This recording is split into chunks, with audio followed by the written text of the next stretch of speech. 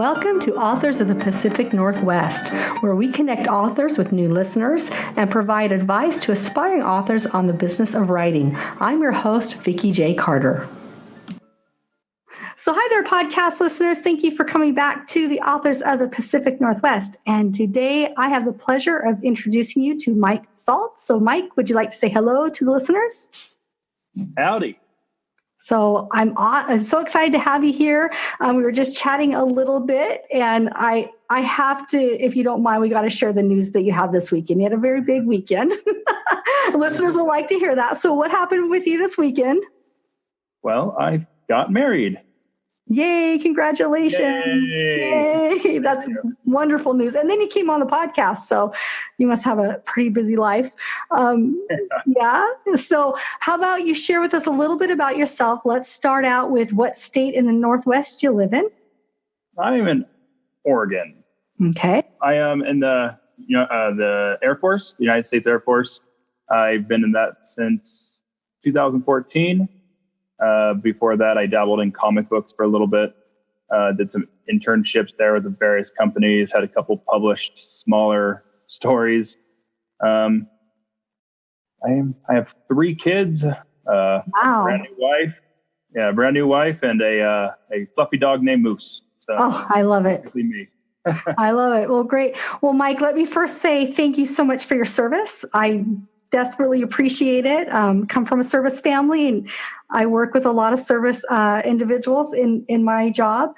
But I wanted to say thank you for that. So, and congratulations on the wedding. Woohoo! Oh, thank you. Thank you. Yes, it's been very exciting. It's been a busy month, but it's been good. Yeah, sounds like it. So can you tell us what you do in the service? Are you, what's your job? I'm a crew chief. I'm the one that babysits the jet so the pilots don't have to, and make sure they fly in the air. And when they come back broken, I make sure to fix it. Oh, fun. That's what my cousin was for years and years. He was, and did that. And then when he came out, he went into doing something else. I can't remember what it was, but he loved it. He thought it was a fantastic opportunity, and he really loved the guys he worked with. So yeah, that's the thing about it. I really enjoy the people I work with, and I'd rather be doing this than most things. So I'm not a bad gig by any means. No, not at all. Not at all. All right. So you told us about your day job. So that's fantastic. Tell us, this is one of those stumper questions I like to ask my authors right out of the bat. You can share with us something about yourself. Now, it doesn't have to be anything around writing or what you write about, but give our listeners one thing that they're going to remember you by. I am a Bigfoot enthusiast. I have 2 Bigfoot tattoos. I think you can see my little Bigfoot on the wall. Yeah. I just like Bigfoot. He's fun. I love it. I don't know what it is about the hairy man. I've started a new collection of taking photos next to Bigfoot statues. It's kind of a thing right now. So I'm the prowl for Oregon Bigfoot or Washington Bigfoot statues, so I can go make a road trip and take a picture. Oh my gosh. So you have to come up to my area. I'm Southwest Washington. And around the October time, I think it is, we have a Sasquatch festival, and it's to die for. I stumbled on it this last October. It's a brew and Sasquatch festival. I went for the brew, didn't know it was Sasquatch festival, and I was enamored. And they bring authors that are legitimate authors to come and do speaking about Bigfoot. And it just ended up being a really great thing. So I'll have to send you the link about it. You'll have to come up our way. We also have a wood statue of Bigfoot in one of our city local areas that you'll have to come and take a picture of. Yeah, that sounds awesome. I just discovered a Bigfoot convention. It was like 2 hours away, and it just meshed with our wedding weekend, so I couldn't do it. No. Now I'm marking all these on my calendar for next year. Yeah. Oh, I loved it. And it was great because it had all local brews, which my husband's really into and I'm into. So it kind of I can meet authors, and then it's a subject that both were fascinated with. I swear there is Bigfoot, and I know someday I will accidentally run into him. Not that I'm ever out in the woods by myself alone, but that's my biggest fear. And I would be totally excited too. So that'd be a dream come true. However, in my heart of hearts, I feel like it's never going to happen. So I'm always out in the woods, I never see him. So I don't know. Yeah, I know. I grew up with my dads and brothers all out in the woods and stuff. And I'm like, man, one of these days someone will see it. But then I don't know. That's fun. Well, I love that. That's a great thing for people to associate with you. And definitely I'll send you all the information about our Sasquatch Fest that we have. You guys have to come up for it. Oh, yeah. That sounds amazing. Okay, so tell us a little bit about you as an author. So you said that you dabbled a little bit in comics kind of first, or that was one of your jobs, which I love comic artists. One of my daughters is a comic artist. She's a graphic designer and does digital art. And I was going to do a whole month of graphic artists, but right now, during the time of recording, they're all at conventions. So it's really hard to pin them down. Yeah. But tell us going on. Yeah. So tell us a little bit about your authoring journey. At first, did you know you were an author when you were younger? Did it just land upon you? Kind of walk us through that process of when you realized you're a writer. It's been a journey, that's for sure. I spent a lot of time as a kid drawing and creating comics with my best friend. We were at fourth grade. We were drawing comic books together and getting them taken away by the teachers and whatnot. And we both dabbled in art. We both had a lot of fun with it. And then he decided that he wanted to get a grown-up job. So he went off and did his thing. And I did college for a little bit, but then a buddy kind of sent me in the direction towards this internship with a comic book company, a publisher. And I played around in there for a while. I got to meet a lot of really cool artists and I kind of got a taste of what the industry was like. And that really got me curious to, jump back in and give that a shot. So I rounded up some artists, some letterers, some colorists, the whole 9 yards. Started putting together some pitches for companies. And unfortunately, every time I got a really good, solid pitch together, I had such good artists that they would get offers by a big company. So, one of the guys got poached and went to IDW and did a Star Trek series. Oh, very cool. Another guy went off and did something with Dynamite, some really good publishers. And I couldn't hold it against them because it was an opportunity for them to further their career. And they're all really nice guys. So of course I wanted the best for them, but it's kind of it's bittersweet because I had them and I wanted them to work on my project. But no, and then after a while of that happening routinely to me, I had a couple projects that made it into anthologies and some shorter stuff that was published, but I kind of got tired of having no control over, after I wrote the story, then if the artist can finish it in time before they get, big and get better job opportunity. So I decided to take it on my own hands and just run with it. And I wasn't going to ever draw again. I'm not good enough to be a professional. So writing was kind of what I wanted to do. So I started working on short stories and eventually novels. And so it's been a long journey, and only the last 5 years has really been focused on writing novels. Oh, I think that's an awesome journey. And it's not one that I typically have on my podcast. I have authors that have written short stories or short pieces of work or fiction or memoirs, but not necessarily started with comic development or writing. And so that's a great story. So you're unique. I love that. That's fantastic. Thank you. I'll take it. You are so welcome. Okay. So tell us what genre you're writing in, because I know what it is, but my listeners don't until they get on show notes and look. Right. Yeah. That's whenever I download your podcast, it's always, I see the name and then I'm like, what genre are we in? Here we go. Yeah, exactly. I primarily work in horror. Back in the comic books, I did a lot of sci-fi, mixed horror, and but since I started, just working on prose, I literally have only done horror. Last year, I won the 2018 Inkshares horror competition, and I think that's what I'm going to do. I have a couple ideas floating for sci-fi, and I love sci-fi, especially time travel. That's my jam. But at this time, I'm primarily focusing on horror.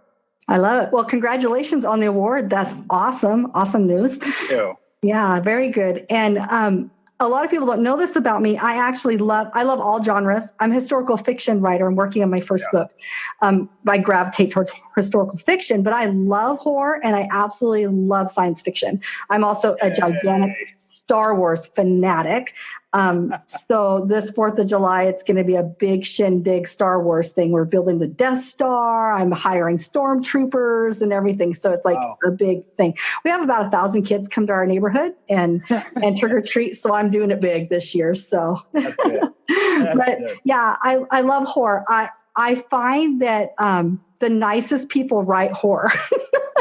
Yeah, that's what I've been very surprised with this community. Everybody that I meet on Instagram, Twitter, Facebook, they're all just the nicest people. And it just shocked me because in the comic book industry, there's a lot of ego. And there's a lot of people that they think that they're going to make it big and it's owed to them. And I had a hard time mentioning those kind of people because I just want everybody to get along and I want everybody to kind of grow together and work together and try to make a good community. And the horror community, they've been very supportive. With the release of my latest, they've really had my back and helped me push. They shared it and they let people know it exists and writing reviews, and it's really cool. Oh, I love it. Well, honestly, I have one friend in the area. He writes horror. He was one of the very first podcast authors I had on. Nicest guy, the biggest teddy bear in the world. And we were talking about it off camera. And I know some other horror authors too. And I also know that there's a lot of, dark writers that will write dark, and they're the kindest people in the world. And I think it's because we all have that in us. We have to let out. And the nicest people sometimes have all that built up. They got to get it out. So they write fantastic stories. Yeah. So tell us the titles of your work that are published, and then we're going to get into your writing process. Well, I just released Damned to Hell with Abomination Media last month. And then Blind was the one that won the 2018 Inkshares Award. And Inkshares will be publishing that nationwide through Barnes and Nobles and all that fun jazz. That's going to be the big one. It doesn't come out till next year though, but that's been working hard. They have good set of editors and marketing team. It's going to be pretty cool. Oh, I love it. Yeah, that's it right now. And then in October, I have a anthology coming out. My story in there is called Don't Stop. And it's in the Hell Hour anthology through Abomination, and then I'll be self-publishing in December, The Valley. Okay, awesome. So are you doing both? You have books that are traditionally published or hybrid published, and then you're also self-publishing. Is that what I hear? The Valley, in December, I'll be doing that. So yeah, I've been working with some cool people. Inkshares really opened up a couple doors for me and gave me the opportunity to meet some really cool people. And I'm kind of just trying to ride that out for right now. Yeah, no, it's good. And this is the part of the podcast that I love about the whole journey aspect of it, and how almost every author has a whole different journey in publishing. There's almost no one road any longer. It used to be all traditional, right? You're either going to get traditional or not, but there's so many roads you can go. So it's fascinating. Right. So, Mike, talk to us about your writing process. When you have an idea that comes into your head for a story, are you one of those that sit down and plan it? You plan out all the characters, or do you just write straight through? Do you have a writing ritual? I've heard some amazing writing rituals. So talk us through your process when you get a story idea. So I believe in plotting to a degree. I just am really bad at it. When I've written my last couple of novels, it's literally been get to the keyboard and then just start writing and see what happens. I've heard people say that let the characters tell the story, and even though it's kind of cliche, it's kind of what happens. I don't know where the character is going to end up when I'm done writing it. I kind of have a little notebook, and I kind of keep notes of things that I think of throughout the day, or maybe when I come home from work, or maybe I'm sitting there crewing a jet and I'm thinking about the story where I want to write tonight. And I'll kind of put little things where I think I eventually want to get to. Just little check marks that eventually I plan on writing to, so I have kind of direction to go. But for the most part, as I'm writing most of it, I'm trying to surprise or shock myself. So if I didn't see it coming, then maybe the reader won't either. That's the fun part about it, right? Yeah. I like finishing a paragraph and being well, didn't see that coming. Now I got to figure out how to make this work. Yeah. And then as far as I will, especially this new one right now, The Valley, I'm spending a lot of time just driving towards the central plot. And I don't know what's going to happen when they get there. And I had a lot of fun with it.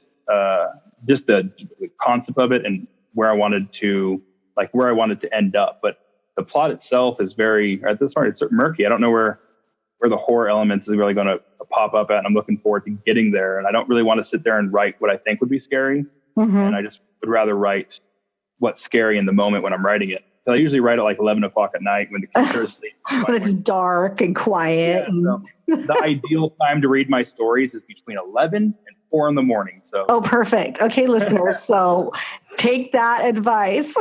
I love it. And then as far as rituals go, I generally have an energy drink just sitting beside my computer. And if it's my second energy drink, then it's probably a glass of water. But it's always headphones in and just blasting music and just zoning out and just going for it. I used to put a movie on and just have that as a background noise, but I found I write faster with the music. Maybe it's just the tempo of the song or something, but and also if a movie's playing, I tend to sit down and watch it for like 5 or 10 minutes. So I get distracted by TV or movies when I'm writing because I want to tune into what's going on in the storylines on TV or whatever. Even if it's the news, it feels like a storyline to me. So it competes with me. Yeah. Right. So I had a question. I just lost it. Okay, I'll come back to that. It was about the writing process. Oh, so when you're writing horror, this is a question I don't get to ask a lot of authors because I've only had a couple come on. There's obviously different ways to shock readers, right? There's different kinds or types of horror, So like you said, you don't know what's going to happen, but do you have kind of in your mind how you're going to kill off characters somewhere before you get started, or does that just organically happen for you? I kind of I have in the past so far. I know who I want to kill and who I want to be the sole survivor if there is any. So I know that certain characters are going to get the axe. I just don't know how it's going to happen. And actually, when I was writing the first draft of Blind, I had a character that I thought was, going to be a mainstay character, and I accidentally wrote him into a corner where he just could not get out of it. And that's like my biggest pet peeve with horror movies is when there's a character that probably should have died in that situation, and the writers find some miraculous way to get him out of it. And so I kind of promised myself I wouldn't ever give him that. So if the character kind of is in a situation he shouldn't get out of, he probably won't be getting out of it. But for the most part, I just sometimes they die before I planned them to, and their story arc that kind of had pre-planned, I'll give to a different character. So for the most part, I don't know how they're going to die. Oh, good. Because I think that'd be more fun to write if you don't know how they're going to die. Okay, here's another question. Do you ever get stuck in a rut where you have to research deaths?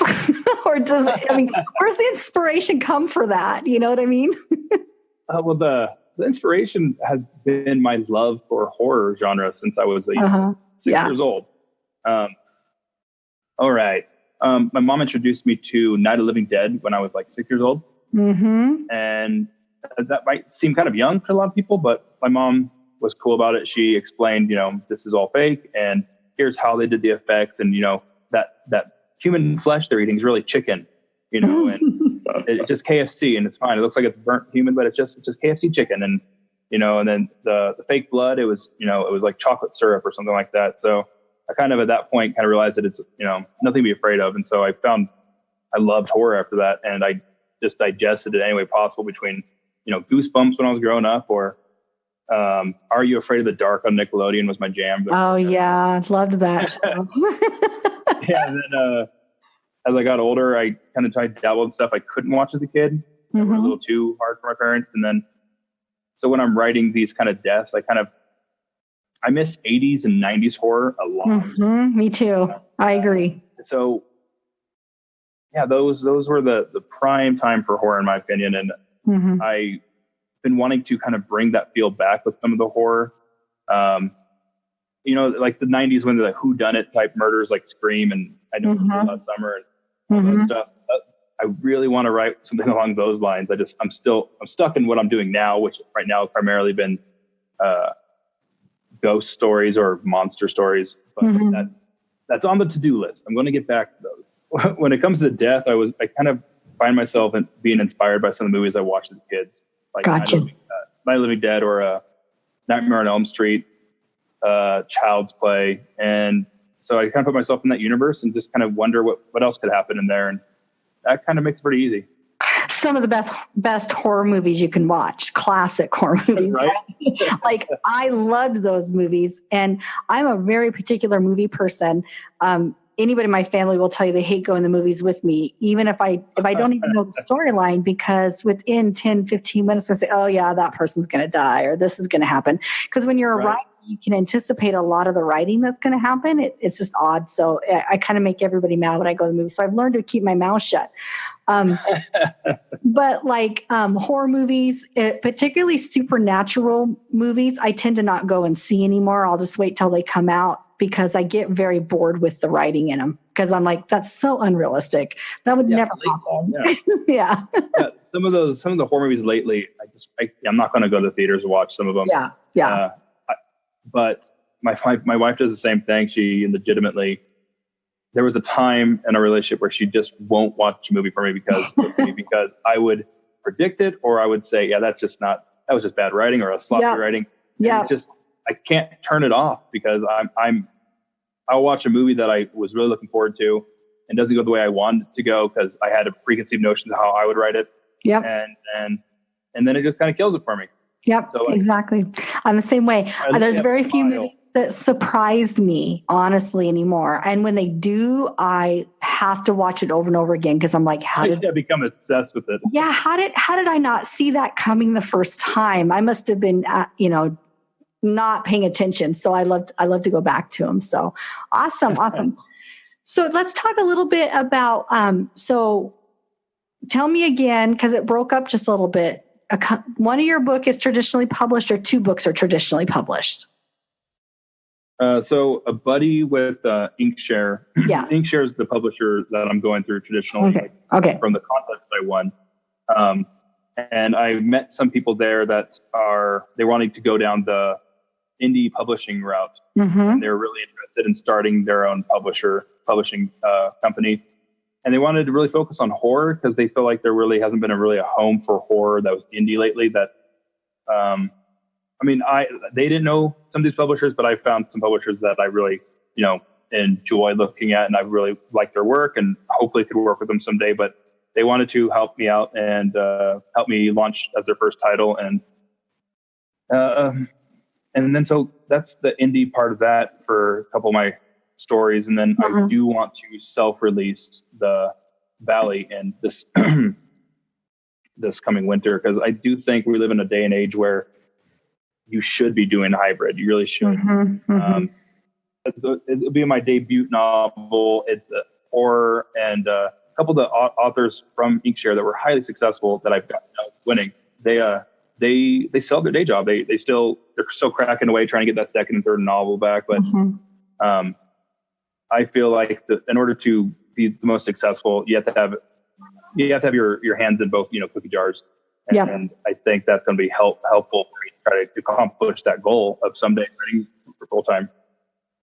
Yeah, I completely agree. And that's the part that I'm learning and I'm loving about my podcast is that I'm meeting so many authors, like I said earlier, and there's almost not one specific path for everybody. And it kind of depends on the book and the story. I've had authors that have done independent, gone indie completely, and then they switch to their own self-publishing, and they have really great insight on both sides of it. So let's do this. Let's plan when you get your self-publishing done after a while and you're out there doing that for a bit, let's have you come back on and you can share your experiences with self-publishing as well, because I think that would be valuable for other listeners. High five to that. I am always game for it. Good old chat about books. Yeah. So Mike, I like to ask about support groups, and you mentioned that you had a support group online that you work with. Can you share some of your other support groups that you've worked with, or give somebody else encouragement that wants to break into horror, the horror genre? To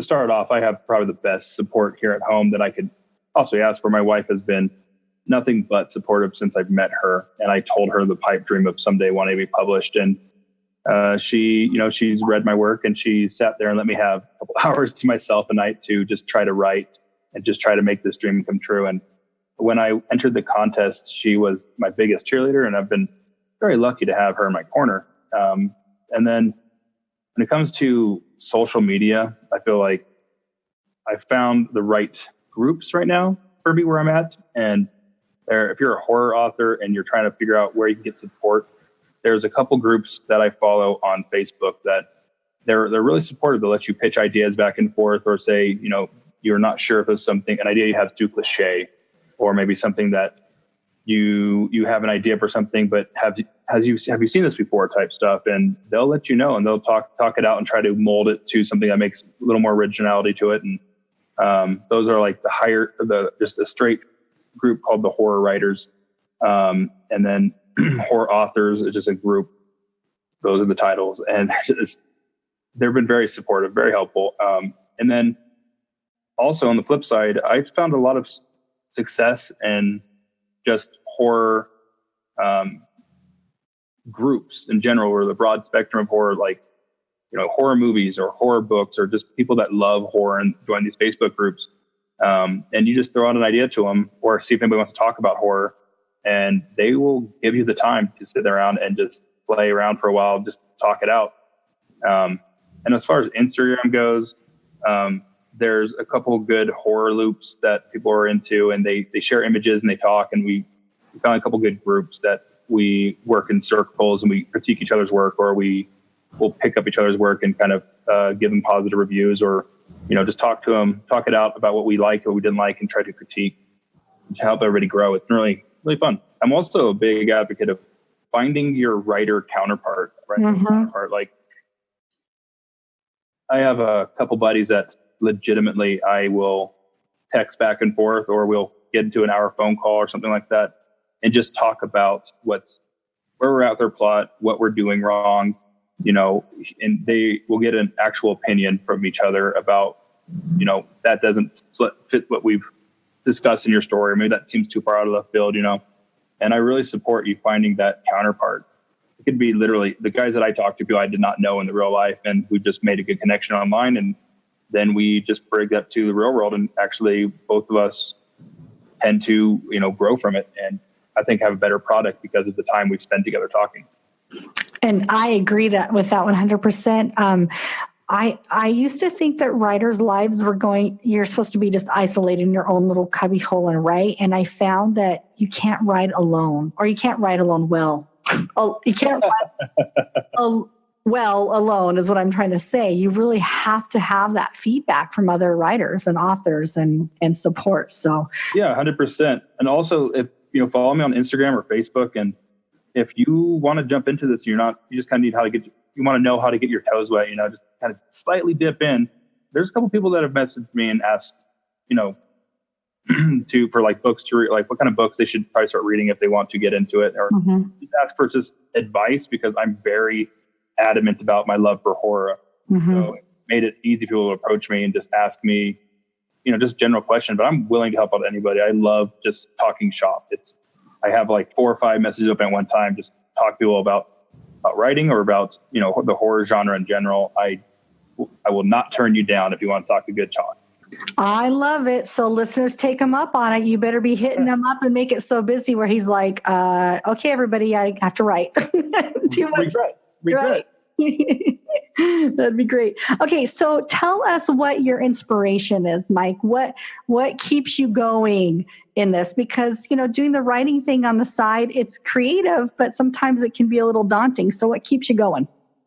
My kids. I mean, awesome. I don't honestly know what I would be doing if I didn't have my kids, to be honest. I started writing comic books, and the very first published work I had, I dedicated towards them. And then after I kind of had a slump for a while there, and I kind of got, down on myself because I wasn't creating. And then I realized that I wasn't setting the example for my children like I wanted to. Like, I always talk to them, tell them that they can do whatever they want, and I support them and I believe in them. But I didn't do that to myself. I didn't actually believe myself.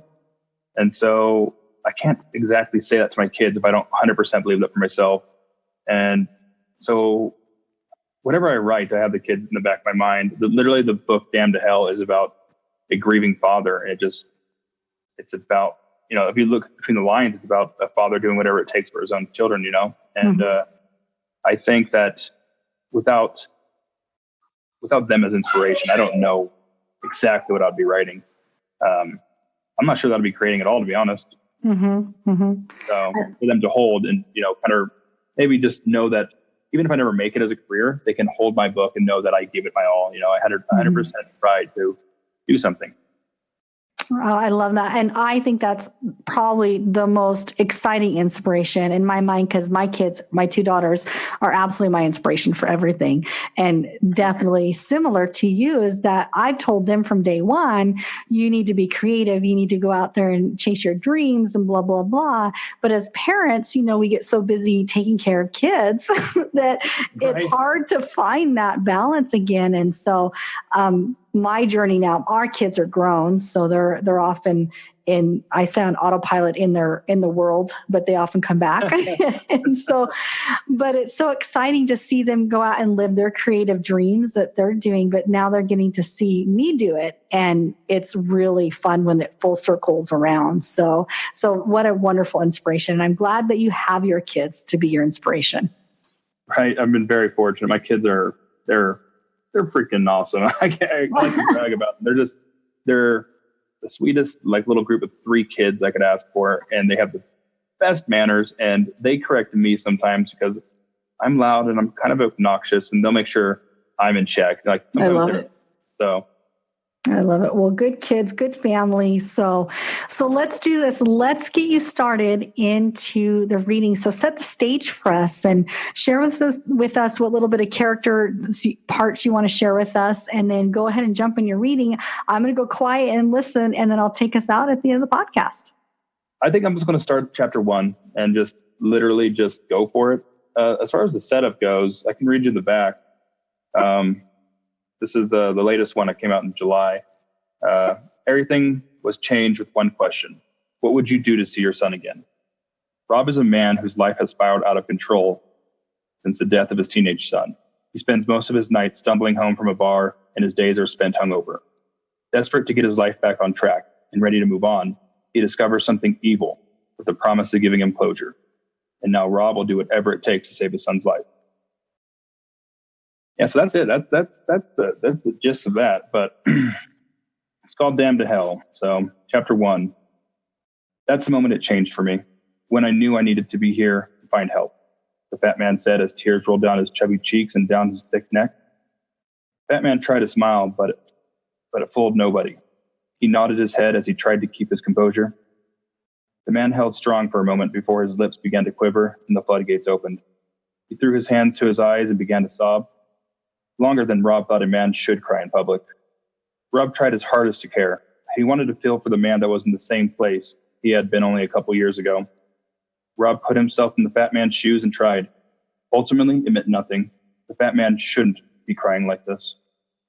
Every Tuesday and Thursday, with the third Saturday of each month, this is where he'd be. The people were always the same. They were either the ones that had lost all hope or just giving it a shot. Rob looked around the small room. Besides the fat man, there weren't a lot of new faces. The same people were here week after week, barely making it day to day. With a slight gust of wind, they would snap like a fragile thread, holding onto a button threatening to pop off. He was reluctant to come at first, spending the majority of his time drunk or working on getting drunk. Rob started by drinking a 6-pack after work, passing out as soon as 8 o'clock rolled around. Then that 6-pack turned into 2. Not enough time in the afternoon to drink? Rob decided that a couple of beers before work wouldn't be the worst idea. Soon he was drinking on his lunch break. He had on more than one occasion woke up on his front lawn after passing out before he got through the door. It didn't take long for his wife to file for divorce. That was the worst thing that could have happened to Rob. He began to blame her on quitting, blaming her for everything bad that had happened around them. He wished that she understood the pain he was in, because if she was, she didn't act like it. One day, she packed her bags and moved out. He didn't speak to her for another 3 years. Eventually, she began calling him on Christmas. About 6 months ago, she gave her yearly Christmas call. She seemed happy. Her voice was the saving grace that Rob needed to hear. That call saved his life. She told him that she had met someone and that they were getting married the following week. That night, he hung up the phone after only a short conversation and decided that he wasn't going to quit just yet. He needed to change his life around. The next day was a Tuesday, his first meeting. "Thank you, Peter," Marla said.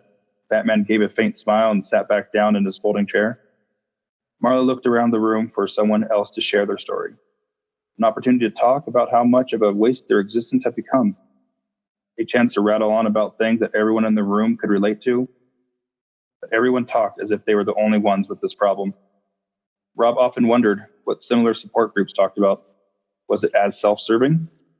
Did the people there leave feeling like something in this was getting better? That maybe it was all worth it in the end? Rob never felt better after leaving a meeting. Maybe he didn't put his heart into it like he had hoped he would.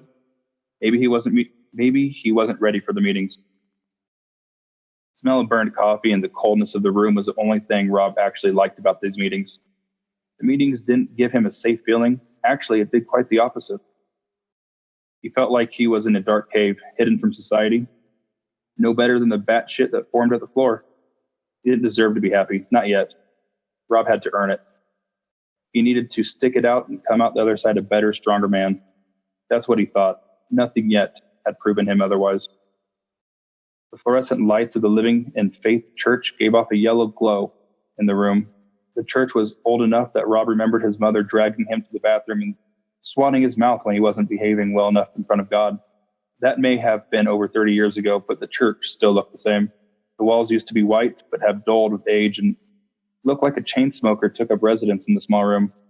Framed pictures of lighthouses and bright, sunny skies hung randomly on each wall. The dust on the frame thick enough it could be seen where Rob sat. A small group of 8 sat in a semicircle in foldable chairs. In front of them was the head of the church.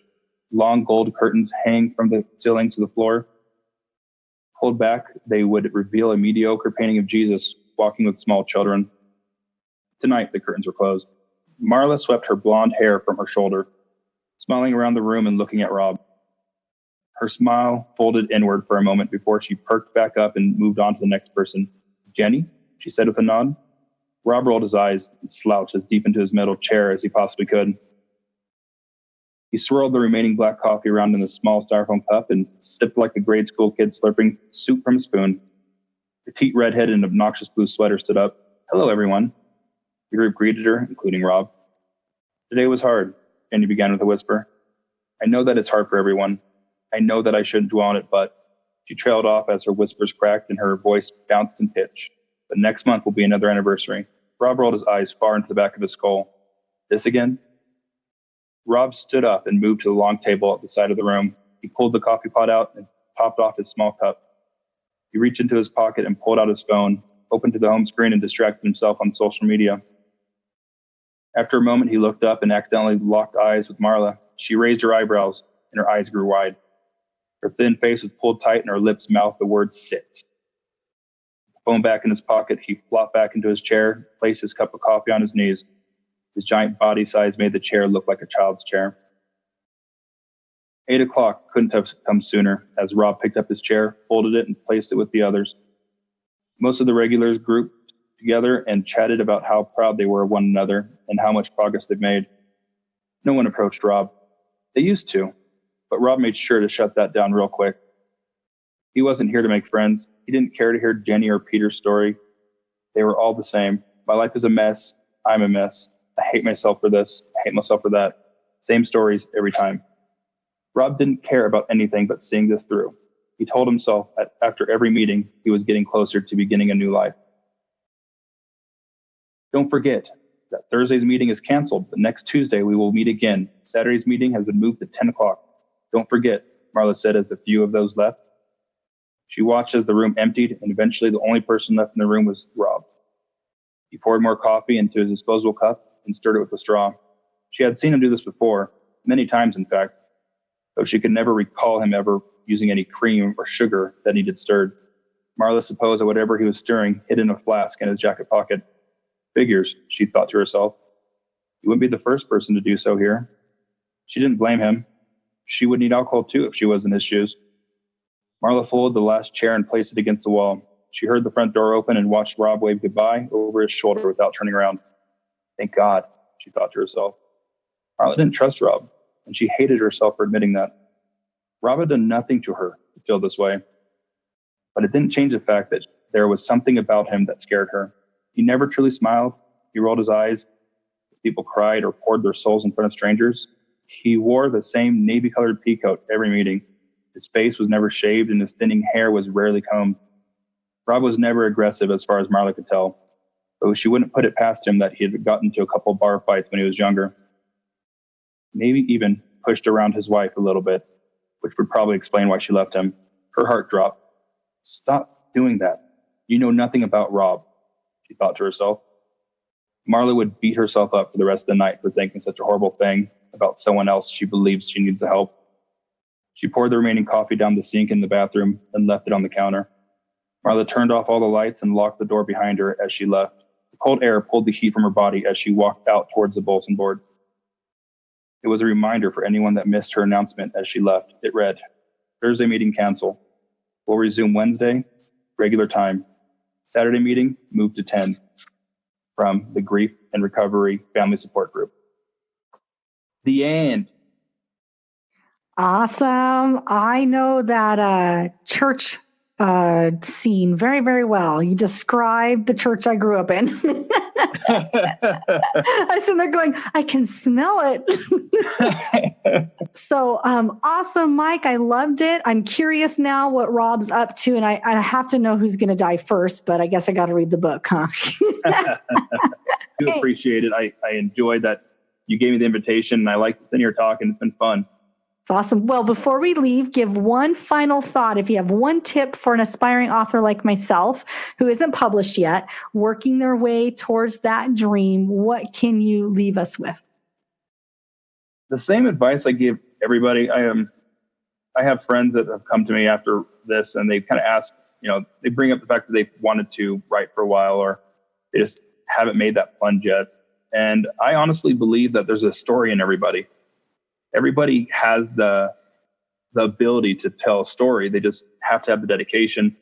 And all it really takes is just going behind your computer, going behind a notepad, just put an hour of your life away at night and just start writing. And then maybe you'll open that up the next day and realize that it was all garbage and you're going to throw it all out. But at least you're writing and you're building a craft and you're becoming better at your craft. And eventually you'll start clicking, and every day you're writing for an hour and a half, maybe an hour, maybe 2 hours. And most of those words you're going to keep, and your story's starting to develop and you get more excited for it. But the first step is actually opening that computer and putting aside an hour. If you don't put aside an hour a night for yourself, then turn off TV for, a night, turn off, take off time to do something else that you'd regularly be doing. Put that hour, if you want to write, into your work. It will show in the long run. If you take 3 months between the last time you wrote, then it's going to be like you're starting over. You have to get behind that computer every day. And that's why not everybody writes. Mm-hmm. Awesome. Fantastic advice, reminding me that myself, shut off that TV and keep writing. Sometimes we want to do distractions, and that's not always the best thing to be doing. We got to keep writing. So wonderful, Mike. Well, Mike Salt, thanks so much for being here on the podcast. It has been a pleasure having you. We'll bring you back after you self-publish that other book and it's out there for a while, and we can do a comparison of your indie experience with the self-publishing experience. How's that sound? Woohoo! That sounds great. Okay, awesome. Sounds good. Okay, thanks for being here. Thank you so much, Vikki. I appreciate it. Thank you for listening to the podcast. We hope you enjoyed the episode as much as we did. Follow us on social media and sign up for our newsletter, where you can be entered automatically each month to win a signed free copy of a book from an author that's appeared on the podcast. You can find out more at our website, www.squishpen.com. And finally, if you're an author in the Pacific Northwest and you would like to appear on the show, you can find out more on our website. So until next week, I hope you enjoy the journey. This is Vikki J. Carter signing off.